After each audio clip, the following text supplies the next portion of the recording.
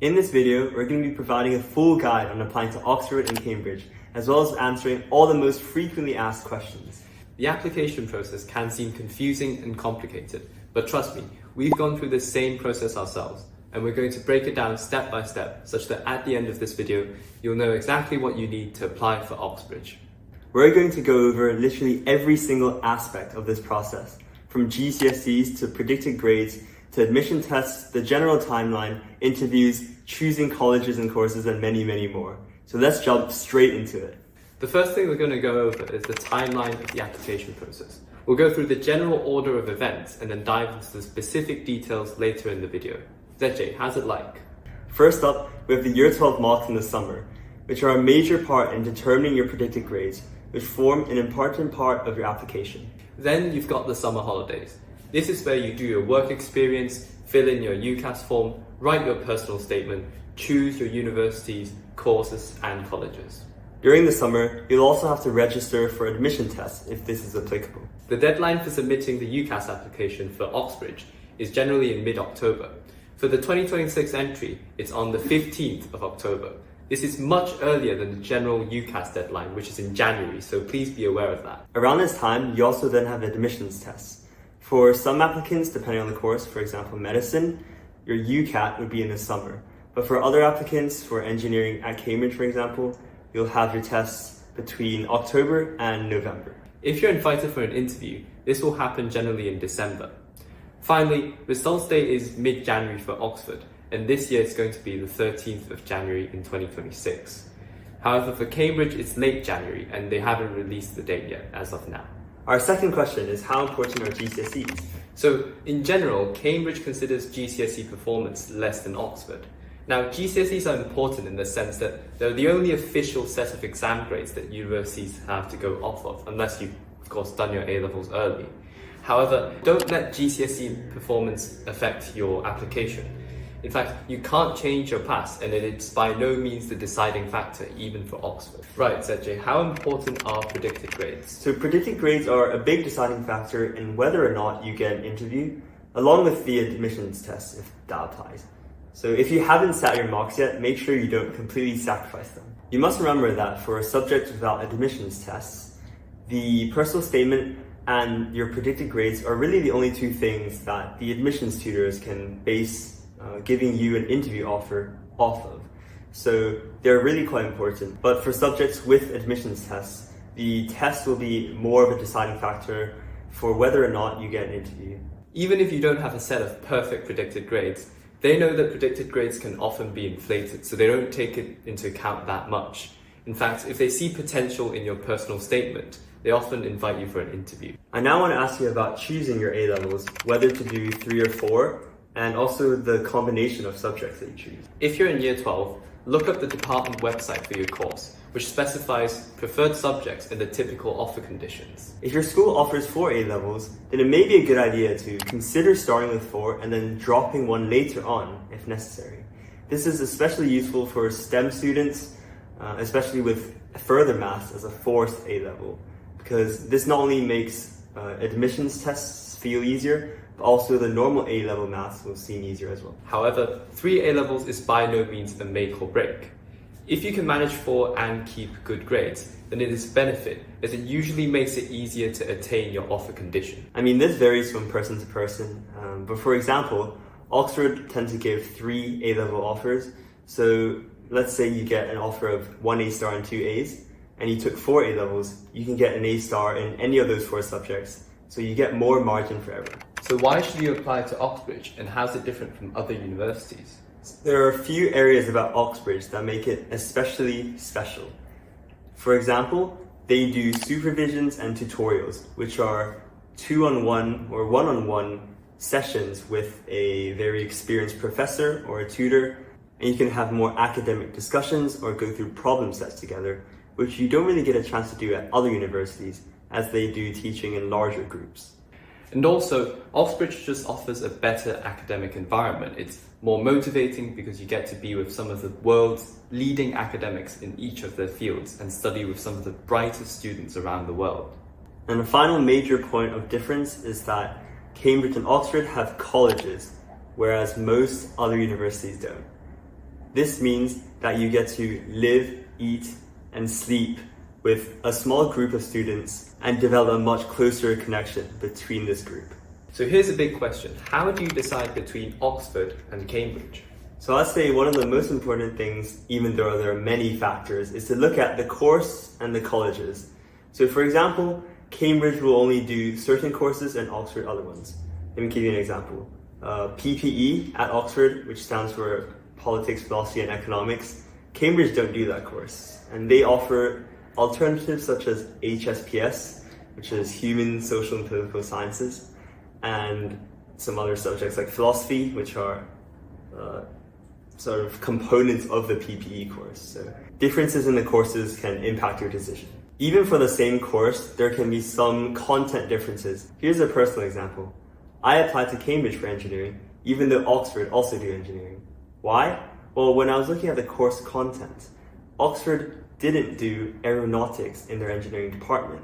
So in case that's something that I wanted to pursue later on, I decided that I might as well go for Cambridge instead. It's really worth visiting on their open days to get a sense of the vibe of both universities. For example, Oxford is a bigger town. It's more than just the university itself, whereas Cambridge is mostly defined by the university. A great tip if you're visiting Oxbridge not on the open days is that there are colleges that are sometimes closed to all the visitors.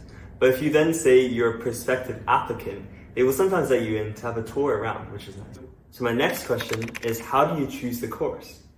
Well, first of all, again, you should go to open days, and some subjects have departmental open days as well, and actively talk to current students or even staff, preparing specific questions about the course to ask them. Do some further reading, for example, and look at the departmental reading list to see if you enjoy what you're looking at. Explore a few different subjects to see which one really truly resonates with you. It's also worth looking at some courses that are Oxford or Cambridge specific. For example, Cambridge do land economy, which is very, very unique. So it's worth looking at it and see if that's something you're really interested in. Personally, I applied to Oxford. I didn't apply to Oxford. Personally, I applied to Cambridge instead of Oxford for maths. And that was because after looking at the Oxford website, I found that there were multiple different associated courses for maths, such as maths itself, maths and computer science, and maths and philosophy, which are different specialisms that you have to choose at an early stage. However, Cambridge only offers one big maths course, which comprises of many modules that you can choose to specialize in later on, which is a degree of flexibility which really interested me. Here's a really big topic, colleges. What actually are they, and is it important which one you choose? A good analogy that I heard once is that the colleges at Cambridge are kind of like the 4 houses of Harry Potter, except there are a lot more houses. So the colleges are where you eat and where you sleep, while the lectures will be separate and will be hosted at your department. In addition, your college will host your tutorials or your supervision. So how do you choose your college? Well, there are a lot of objective aspects, such as the size of a college, whether it's modern or old, the availability of funding, scholarships, resources, the number of people at your college doing your subject, its general reputation, the facilities such as a gym, a bar, or even sometimes a pool, and also accommodation. For example, I chose Trinity College at Cambridge because one, it's quite rich, it's got a lot of funding and scholarships.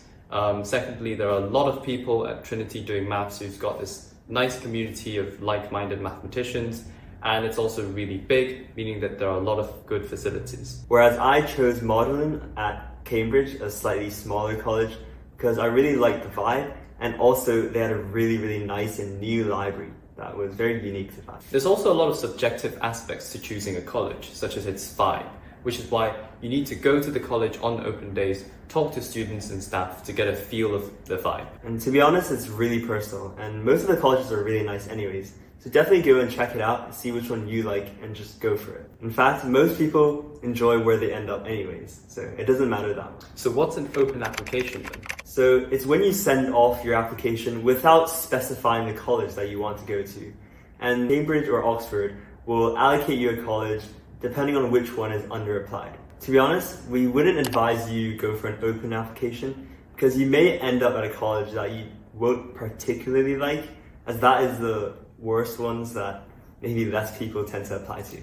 When I say the college is worse, it doesn't mean it's like objectively worse. I just mean like if a college is further away or is very, very old, less people may apply there.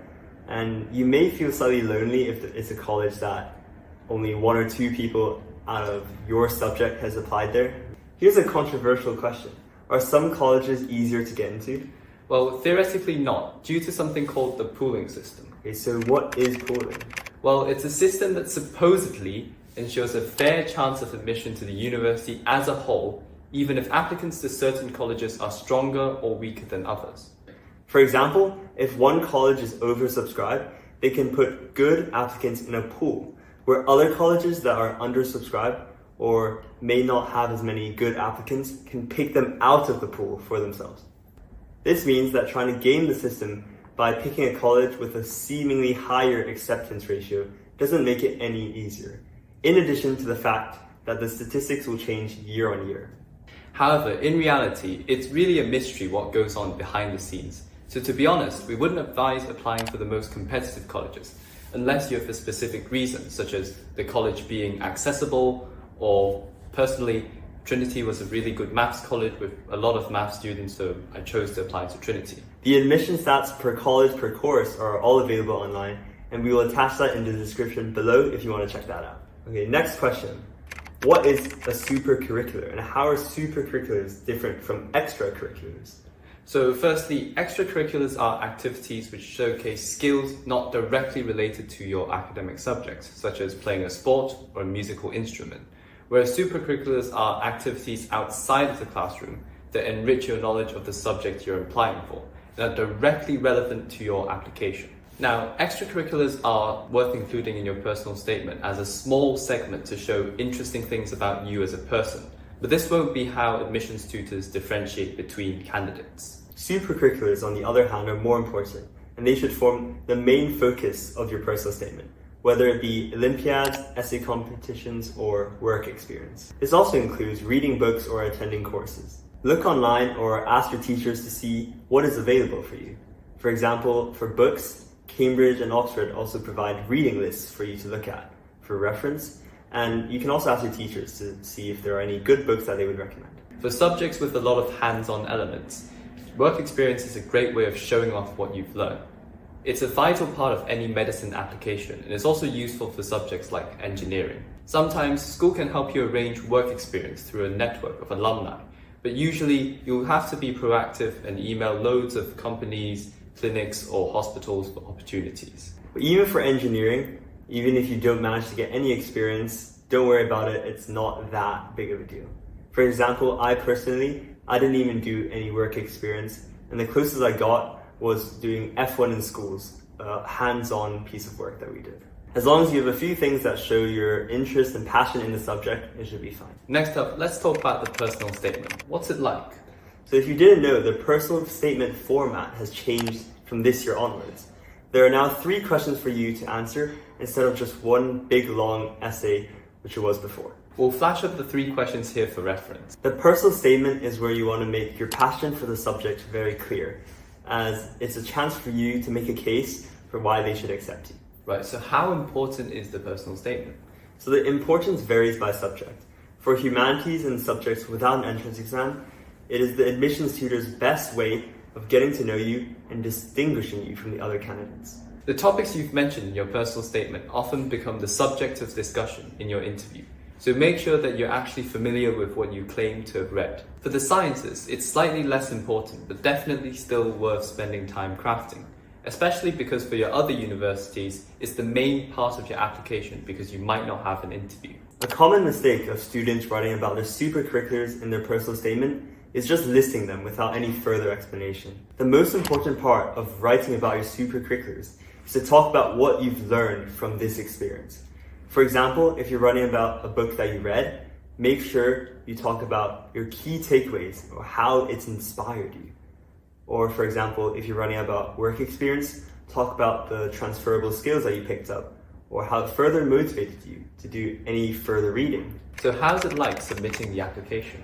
Right, so the application is submitted on UCAS. So all your personal details and your personal statement will be attached to UCAS. And this information is sent off to Oxbridge as well as all your other universities. However, here's a fun fact that many people don't know.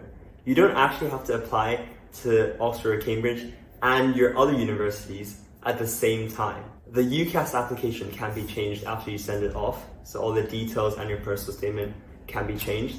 But you can first submit your application to Cambridge or Oxford and then add on the other universities later on. Now, Cambridge alone will send you another additional form to fill off, along with an optional personal statement to add on. I wouldn't worry about it because we both didn't write the extra personal statement. However, if you're applying for a different subject at Cambridge to your other universities, your personal statement for the other unis won't match your statement for Cambridge, which is where the additional statement comes in handy. So how do you prepare for an admissions test? So first, go to the university's website for your course and see what tests you have to take, because this will obviously vary from subject to subject and between universities as well. We'll put the list of courses and the corresponding tests in the description below, so check that out. Most admissions tests have plenty of past papers available online, so the ideal time to start preparing for them is during the Year 12 summer holiday, after the mocks. Try to do all the past papers available for your test, but you can also use related or older tests to help you as well. A personal example is that I did the ESAT, but the maths questions from the TMUA were quite similar in style. So I just used the TMUA to help me prepare for my exam. It's important to read the specification or the syllabus of your test, as there might be content that you have not yet learned in school. For example, there are some logic topics in TMUA that's not covered in A-level. So start by learning the content first before doing papers. An important thing to remember is that you won't need full marks on your tests to get an interview or even get into the university. You can look online to see what sort of mark would form a competitive application, but don't worry if you don't get your desired mark, because the entrance exam only forms a part of your application anyways. So who gets called to interview? So unfortunately, not all applicants are called to interview. This decision will be made based on your personal statement, your predicted grades, and also your entrance exam. For Cambridge, around 70% of applicants get an interview, while for Oxford, only around 30% get an interview. But what's an interview actually like? So interviews are based on A-level knowledge you have learned. They're not trying to test how much you know per se, but how you can apply it to new situations. The format of most interviews will be online. All of the Oxford interviews have been online since COVID, and Cambridge also mostly do online interviews. However, some colleges decided to do in-person interviews. Some colleges will decide to do 2 or 3 shorter interviews, and there are also colleges that do one very long interview, but it depends. Now, interviewers are generally friendly and compassionate. They try to make you feel less pressure. There's usually not that much small talk. They get straight into the questions. They're aware of the fact that most students will feel a lot of nervousness, so they'll put less emphasis on careless mistakes, focusing more on the holistic strategy and approach to solving a problem. Some questions are quite hard and are designed to maybe stump you, but importantly, make sure you explain your thinking instead of staying silent. The important thing in the interview is that the interviewer wants to know how you think through a question that may be a little more different from what you usually see. Even if you get stuck, showing some partial progress gives you much more credit than staying silent and trying to work it all out in your head, which is not a good sign of problem-solving skills. And even if you get stuck, they will try to help guide you through the question and give you hints throughout. Many people leave an interview feeling like they performed poorly, but usually this is not the case.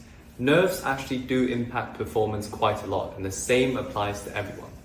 Most people are not great at judging how their interview went because they only focus on the mistakes. For example, some of our friends thought they did terribly but still got in anyways. So don't worry about it too much.